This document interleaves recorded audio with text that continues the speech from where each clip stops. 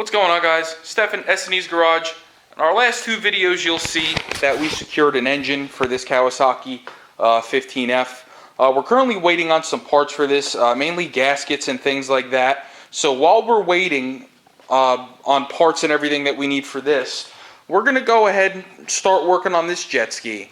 So the first thing we need to do is we need to get the intake and exhaust manifolds out in order to get to everything else that's on the engine. And also, we need to see if our exhaust manifold and our collector and water box are in decent shape on this jet ski, because this thing did sit for a little while with salt water in it. So we're really not sure what we're going to find. But I'm thinking the intake is probably going to be the easiest to remove, so we're going to start there. So this intake looks super simple to remove. The first thing we need to do is remove this spark arrestor here. That's going to free the intake and the throttle body from the ski. And then we're going to go ahead and get the harness off. We need to unplug our fuel injectors here and our throttle cable, which is also connected to the throttle body here. We need to get that out of the way. So we're just going to start preparing to get this thing out, and we'll see how we do. So I went ahead and pulled the harness off of these fuel injectors, and the I can only assume that that's a MAP sensor, manifold absolute pressure. And I disconnected my cable here from the throttle plate, so the throttle plate is now freed up. So what I'm going to do now is I'm going to go ahead and remove this, what I can only assume is an air oil separator, because it goes from the PCV system into this can and then here into the air box. So we're going to get this thing out of the way. It's going to give us some more room. I got to get in here with a wrench, loosen this nut here so that we can pull the throttle linkage cable completely out of the way. And then we just have to take this air box out, like I said, and we should have complete access to get this intake manifold out. I do also have to unplug the idle air control valve here, and if there's a throttle position sensor, which I believe there is down here, I am going to have to unplug that as well. Air oil separator out of the way. Next step with this is this air box, two 10mm bolts here, and a screw clamp here on the throttle body, and this will come right out.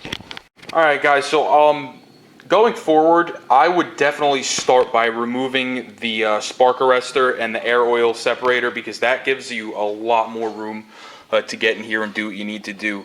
We went ahead and completely disconnected our throttle cable, so it is just hanging out. We unplugged our, what is this fucking thing called again? Idle air control valve. There we go.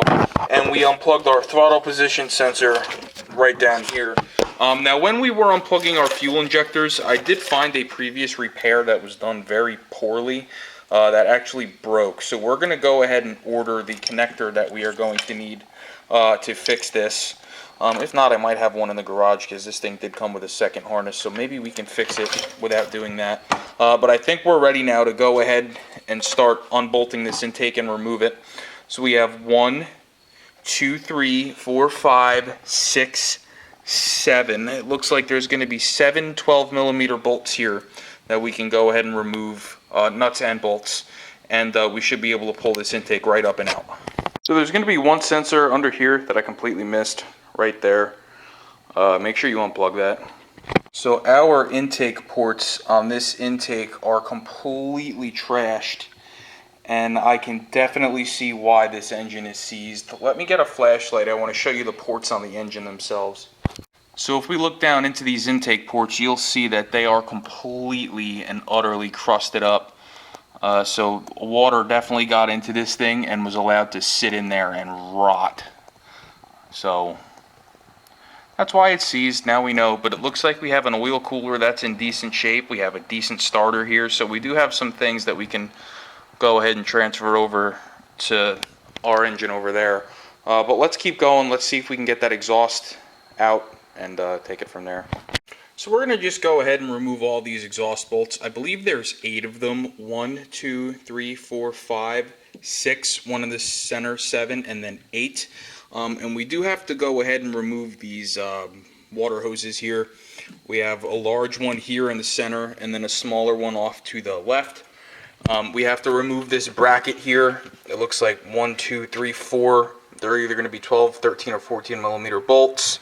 And then we just have our hose clamp down here at the water box. And we should be able to pull this whole exhaust out in one piece. At least that's the goal. So let's go ahead and get right to it. Alright guys, so we went ahead and got our exhaust manifold unbolted, and it is loose and it is coming out in one piece. But once you get it to about here, you're going to see a hose right there with a Phillips head hose clamp that you have to get off. And then there's also one right down there. You'll see it on the collector over here that we need to get off as well. So this one here on the front of the manifold goes around and into the water cooler on the top. And then this bottom one here goes into this coolant jacket here, it looks like. I'm just kind of making a mental note of this. No, that's not where that one goes. Sorry, this bottom one here goes down and into the power takeoff, probably to cool it. Now, this is exactly as I had suspected. This thing died out in the water, and they never flushed the salt water out of this, so we have a lot of cleaning up to do if we're going to reuse this stuff. But we're going to go ahead, we're going to get these hose clamps off, and get this thing out of the ski. So I very quickly wanted to show you this exhaust manifold here. Somebody at some point attempted to fix this with JV Weld, and it did not hold. So at very minimum, I am going to need a new collector because I now have 3 of these with a hole in them. So that's definitely going to be a part that I need. I'm going to try to reuse one of these exhaust manifolds that I have. I also have 3 of them. I'm just going to see which one looks best and go that route. Now if we go back into the garage and look at the ski, this water box also looks a little bit beat up, so we're going to pull the water box out and inspect it at this flange where it connects to the exhaust. So we're just going to go ahead and start disconnecting hoses here. We have this one here on the left that goes right to the engine block, so I'm going to pull it from down there.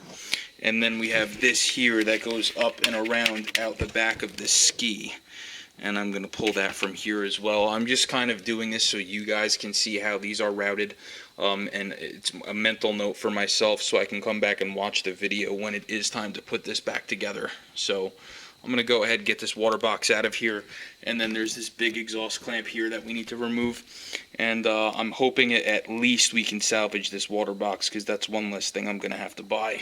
But we're almost ready to pull this thing. We have some hoses here that I think we're going to have to remove. But once we get to a certain point, what we're going to do is we're going to unbolt all 4 motor mounts, slide the engine forward slightly to disengage it from the PTO, and at that point we will be able to lift it straight up. But we are going to take one more quick lap around and make sure we have everything disconnected. So let's get into it. So we got the water box up and out. On the bottom here there is going to be a worm gear clamp for a hose, and that is the one that goes to this little crossover tube. So we're going to go ahead, I mean, man, whoever did these hose clamps is an idiot with the placement of them. But we're going to go ahead and break that free, get it out. Now this is the most ridiculous design I've ever seen, but in order to get the water box out of this hole here with the engine in place, I did have to use my grinder and grind a little bit here because this was just too small by a hair. So we went ahead, we got the water box out, and it is out here in the driveway. So we're going to go ahead, we're going to flush this thing out with fresh water, and we're going to clean this flange up, and we're going to hope that we don't find any holes. Alright guys, so that's going to be it for today's video.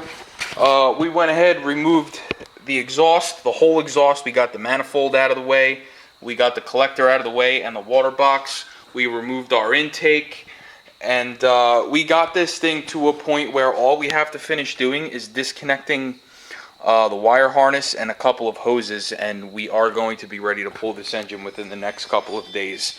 So stay tuned. If this video interests you or helped you, please like, share, and subscribe. We'll see you on the next one.